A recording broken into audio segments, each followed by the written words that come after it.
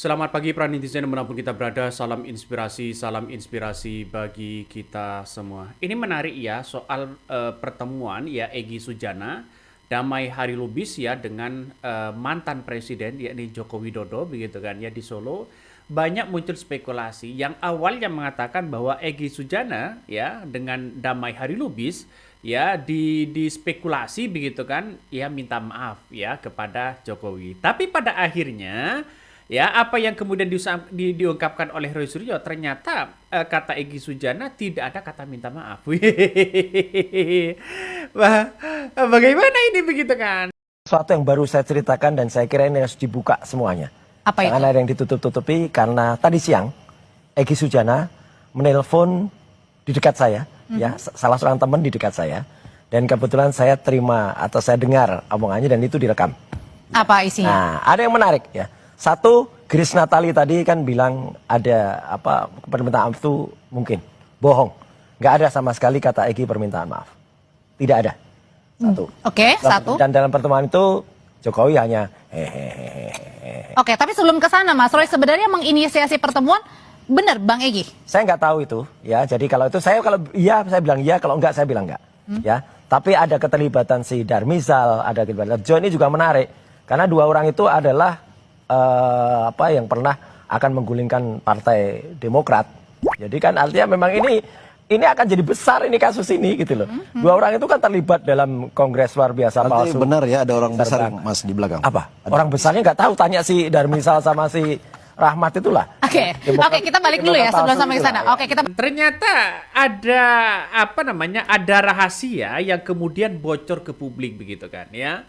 Kata Roy Suryo mengatakan bahwa ya ada hal-hal yang kemudian dilakukan oleh pertemuan itu begitu. Ada aktor lah begitu kan ya untuk mempertemukan Egy Sujana dengan Jokowi begitu. Kabarnya ada kata-kata Roy Suryo begitu kan. Ada polisi aktif ya dalam pertemuan Egy Sujana ya dengan Joko Widodo begitu, dan polisi tersebut begitu kan ya lagi menangani soal dugaan ijazah palsu. Nah, artinya apa? Artinya kok ikut-ikutan begitu kan? Seharusnya orang polisi yang menangani soal itu begitu seharusnya tidak ikut-ikutan masalah itu begitu kan ya. Ada apa?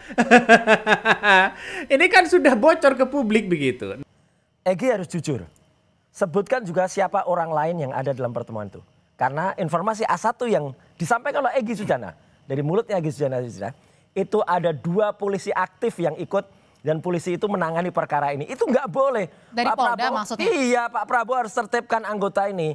Atau Kapolri harus tertibkan. Nggak boleh ada polisi aktif lagi nangani. Apa tujuannya ada di situ? Nah, ini apa yang disampaikan oleh Roy Suryo ini menandakan ada sesuatu hal yang kemudian aneh begitu kan. Kenapa kok aneh? Karena pertemuan semacam ini nampaknya ada sesuatu hal yang kemudian mungkin diungkit begitu kan ya di balik Roy Suryo itu begitu. Kabarnya banyak yang mengatakan wah di balik itu semua mengatakan Partai Demokrat. Nah, ternyata begitu ya pertemuan seperti ini yang sudah bocor ke publik ternyata ada nama Pak Darmizal katanya begitu kan ya. Pak Darmizal ini kabarnya kata Roy Suryo begitu kan ya sudah tahulah begitu kan ya bahwa dulu bagaimana Partai Demokrat yang diobok-obok begitu kan ya seolah-olah mau dibegal ya dugaannya mau dibegal oleh Muldoko begitu kan. Nah, Darmizal ini justru dulu begitu kan ya meyakini bahwa KLB Partai Demokrat bakal sukses gulingkan AHY. Ini salah satu yang kemudian juga bagian dari untuk pertemuan Egy Sujana dengan Jokowi kabarnya. Ada apa di balik ini semua? Kan orang pasti mempertanyakan itu begitu ya. Artinya ini menjadi pukulan telak sebenarnya ya di mana Partai Demokrat yang melaporkan ya pendukung-pendukung Jokowi, nampaknya pendukung-pendukung Jokowi ini tidak tinggal diam begitu kan, yang mengusut tuntas bagaimana dibalik oleh Roy Suryo itu. Tapi fakta dan realita, walaupun Roy Suryo menjadi mantan kader Partai Demokrat tidak terlibat itu begitu. Saya yakin ini adalah pertarungan politik di tahun 2029. Ini sampai-sampai apa yang disampaikan Roy Suryo ini bocor ke publik begitu kan. Nah, pertanyaannya sekarang adalah kenapa kok polisi ikut-ikutan masalah itu begitu kan ya. Kalau ingin mau damai seharusnya di persidangan begitu kan. Damai, santai begitu kan ya. Menemukan titik temu di situ begitu. Ini kan menandakan orang-orang, boy, ini bahkan Roy Suryo pun mengatakan bahwa saya pribadi ya dengan Egy Sujana itu beda klaster begitu kan ya, tidak ikut-ikutan masalah itu, hak prerogatif dari seorang Egy Sujana begitu. Lantas pertanyaannya adalah kalau memang Jokowi memaafkan, lantas bagaimana dengan soal hukum? Apakah dicabut laporannya atau bagaimana? bahkan apa yang disampaikan Roy Suryo tadi menandakan bahwa ada rasa kekecewaan begitu kan. Nah, kenapa? Karena ada orang-orang di balik ini semua. Karena memang hak prerogatif dari Egy Sujana ya terserah mau ngapain begitu kan ya. Nah, salah satu yang menjadi keyakinan Roy Suryo ini tetap ya bahwa memperjuangkan soal dugaan ijazah palsu ini begitu ya, sampai-sampai dia mengatakan bahwa dan melaporkan bahwa ada 7 akun termol begitu kan yang kemudian dilaporkan kepada Polda Metro Jaya. Pertanyaannya sekarang adalah kalau memang dilaporkan apakah bisa ditindak? Karena ini kita lihat saja dengan pertemuan Egy Sujana begitu kan ya dengan Jokowi begitu. Kabarnya ada aktor yang kemudian bisa mempertemukan itu begitu. Apakah yang disampaikan Roy Suryo ini apakah sudah komunikasi dengan Egy Sujana atau tidak? Saya hanya memberikan narasi-narasi begitu kan di berbagai media sosial ya. Bahwa apa yang disampaikan Roy Suryo ini untuk saat ini mungkin klarifikasinya kepada Egy Sujana begitu. Nah, kita tahu siapa sebenarnya sih dulu begitu yang menggulingkan Partai Demokrat. Kok Partai Demokrat ini diseret-seret di situ begitu. Wih, ngeri bos.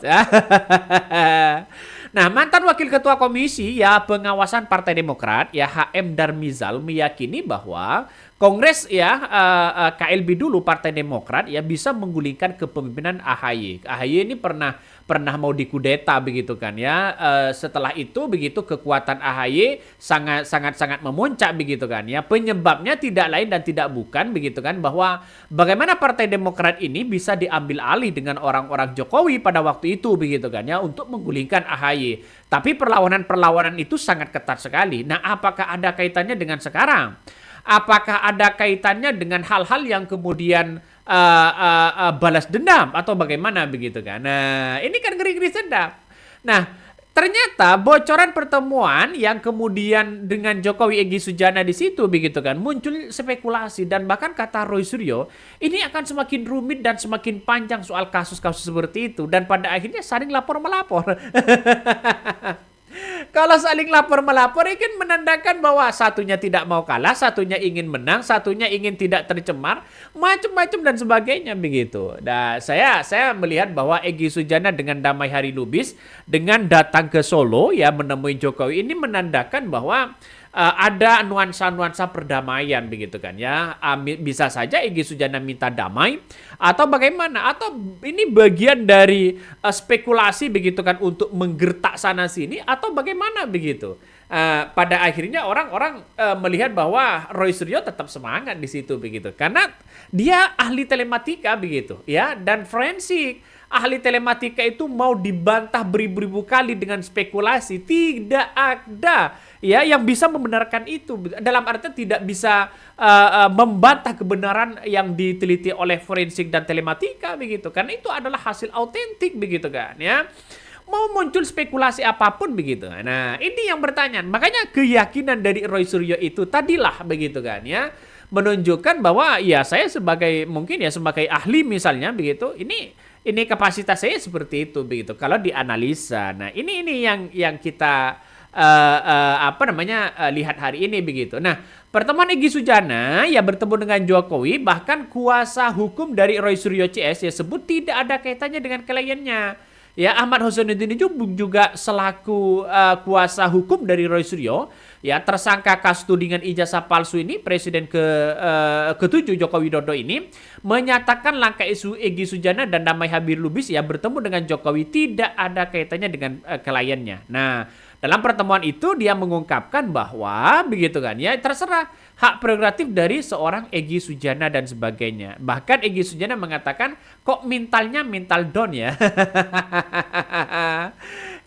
ini banyak yang mengatakan begini ini dari Ahmad Zunidin begitu kan ya. Kami mengambil sikap bahwa kami tidak bisa dikaitkan dan tidak ada kaitannya dengan manuver yang diambil keduanya. Baik untuk mendukung Jokowi dengan program-program apalagi hendak memberikan atau meminta maaf terkait soal ijazah palsu. Nah, menurutnya apapun ya tindakan Egy Sujana dan Damai Hari Lubis sama sekali tidak mengikuti upaya tengah ditempuh oleh Roy Suryo. Jadi dia tetap melihat ya ke depan bahwa tetap ke ranah pengadilan begitu. Nah, informasi tentang kedatangan Egy Sujana dan Damai Hari Lubis dikonfirmasi oleh ajudan Jokowi, Kompol Syarif Fitriansah. Nah, artinya apa? Artinya kalau memang ada nuansa-nuansa orang di dalamnya atau aktor ya untuk mempertemukan Egy Sujana, Damai Hari Lubis dengan seorang Jokowi, saya kira tidak ada masalah sebenarnya karena ini mencari titik damai begitu kan ya. Tapi satu sisi ya kenapa yang disebutkan oleh Roy Suryo bahwa polisi aktif ya dalam datang juga dalam pertemuan Egy Sujana ya Damai Hari Lubis dengan seorang Jokowi di Solo yang tengah di mana polisi tersebut selagi menangani soal soal dugaan ijazah palsu itu. Dan ini tidak boleh sebenarnya. Kapolri ini harus memberikan tindak tegas begitu kan ya. Kalau mau bertemu ya di Kapolda begitu kan ya. Pertemuan seperti itu kan di Kapolda bukan di rumah Jokowi begitu. Ini mengakibatkan orang-orang ada rasa trust begitu kan ya, ketidakpercayaan pada akhirnya terhadap para aparat begitu. Endingnya bisa diketahui. Endingnya kan bisa diketahui begitu. Ngeri-ngeri sedap bos, ya ngeri-ngeri sedap. Nah, apa yang disampaikan oleh Roy Suryo tadi begitu kan, panjang lebar begitu soal bagaimana pertemuan-pertemuan itu begitu. Tapi Roy Suryo tidak pernah gentir sedikit pun begitu kan soal bagaimana pertemuan-pertemuan itu begitu. Mau Egy Sujana mau damai atau tidak, Roy Suryo mau mau lanjut atau tidak itu hak prerogatif dari masing-masingnya. Jadi saya kira langkah dari Roy Suryo ini benar-benar berani begitu kan. Walaupun ya setidaknya orang muncul spekulasi bahwa bahwa Roy Suryo ditinggal dan sebagainya begitu. Ngeri ya. Jadi kalau memang Partai Demokrat ini sekarang ini diseret-seret begitu kan ya, saya masih teringat ya soal 5 nama yang dituduh begitu untuk gerakan kudeta di Partai Demokrat. Ini memunculkan spekulasi-spekulasi panjang begitu dan pada akhirnya orang-orang menyebutkan begitu, kenapa Partai Demokrat kok diseret-seret hari ini? Apakah karena jangan-jangan AHY punya potensi kekuatan di tahun 2029? Apakah jangan-jangan Presiden Prabowo Subianto atau sudah jelas-jelas di depan mata begitu akan mengambil Partai Demokrat atau AHY di situ begitu? Nah, inilah yang mungkin begitu kan ya di lingkaran istana. Saya yakin seperti Partai PKB ya, Partai PAN ya, Partai Golkar tidak semena-mena untuk memberikan sinyal hijau begitu kepada AHY untuk mendampingi presiden di tahun 2029 kan, itu logikanya begitu. Ini ada 5 nama yang kemudian dituduhkan ya gerakan kudeta di Partai Demokrat. Nah, Ketua Umum Partai Demokrat Agus Harimurti Yudhoyono atau AHY yang mengembuskan ya adanya kudeta yang ingin menggulingkan dirinya dari partai berlambang mirip logo Mercy itu. Nama-nama ya yang terduga terlibat itu mulai terungkap ya, mulai dari Marzuki Ali hingga Nazarudin.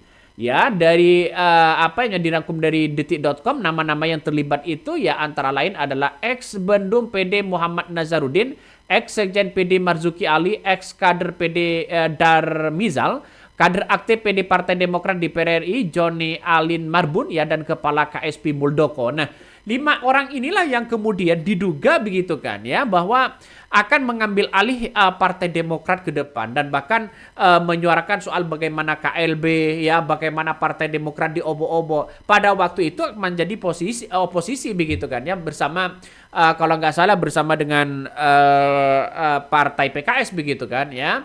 Partai Gerindra juga sama pada waktu itu, tapi pada akhirnya Partai Demokrat karena tidak tahan menjadi oposisi, akhirnya Presiden Prabowo Subianto menjadi Menteri Pertahanan pada waktu itu.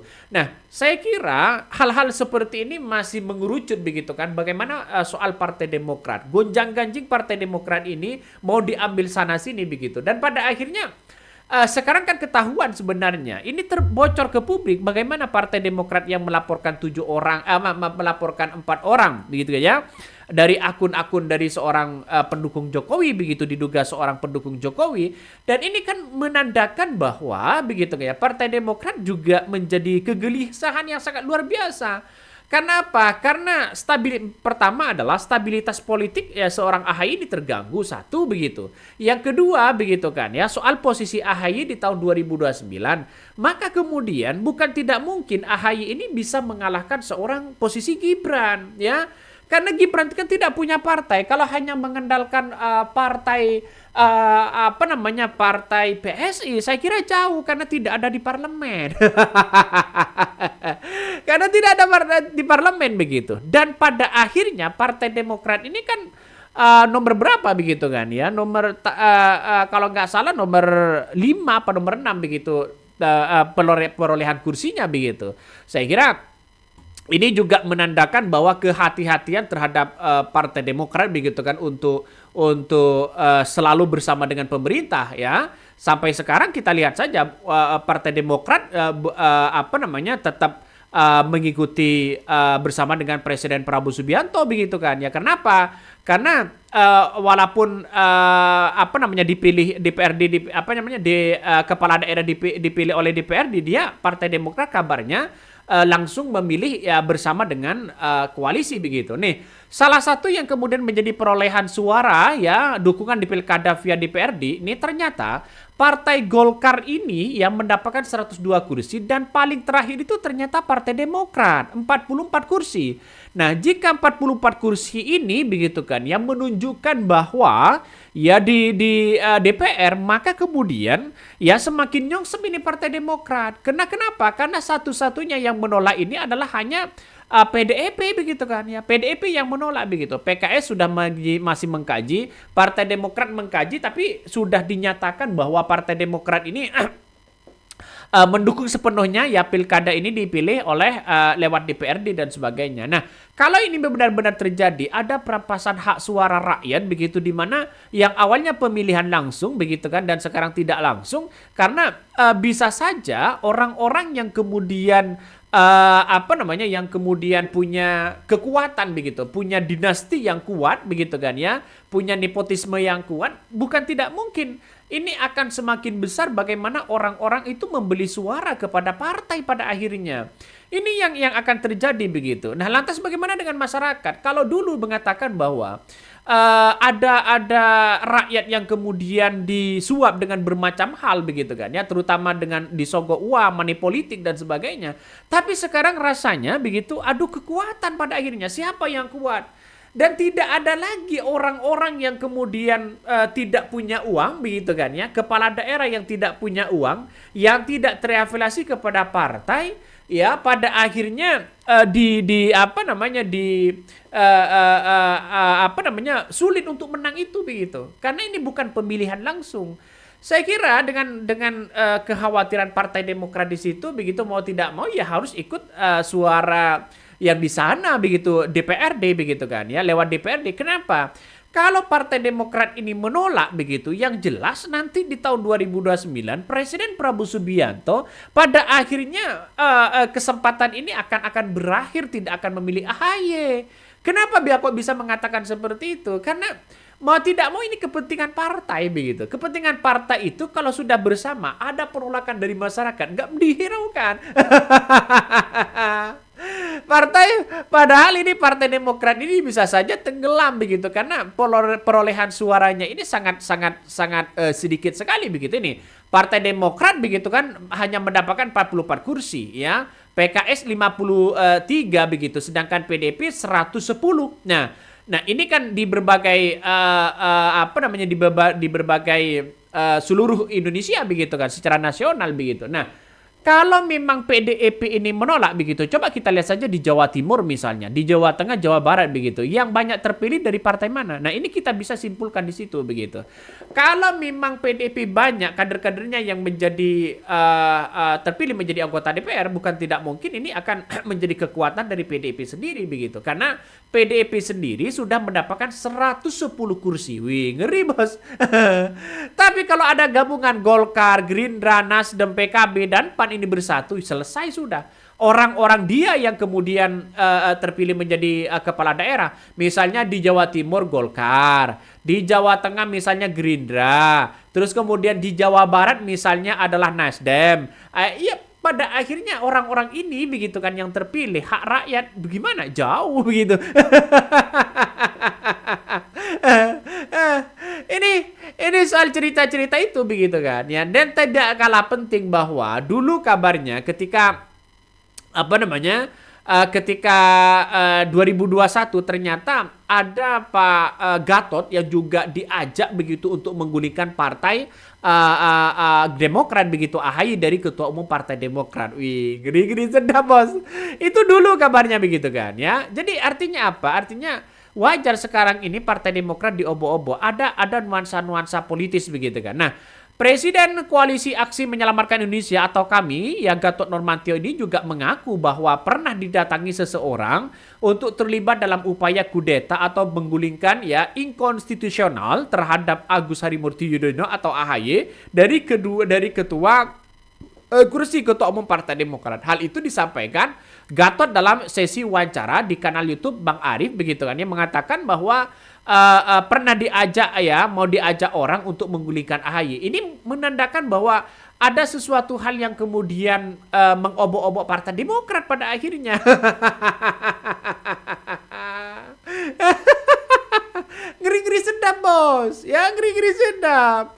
Ini menandakan sudah tidak sehat pada akhirnya begitu. Pada akhirnya kan tidak sehat begitu ya, politik kita pada akhirnya tidak sehat. Nah, kembali ke yang tadi, mau Egy Sujana bertemu dengan Presiden Jokowi, mantan presiden begitu kan, seperti Jokowi dan sebagainya, silakan, nggak ada masalah begitu.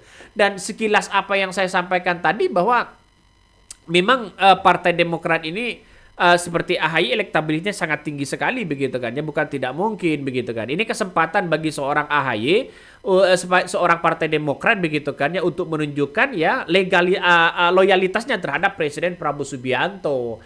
Nah, karena ini inisiatif ya kabarnya untuk mengefisiensi ya anggaran, maka Presiden Prabowo Subianto kabarnya setuju ya dengan pemilihan kepala daerah ini lewat DPRD.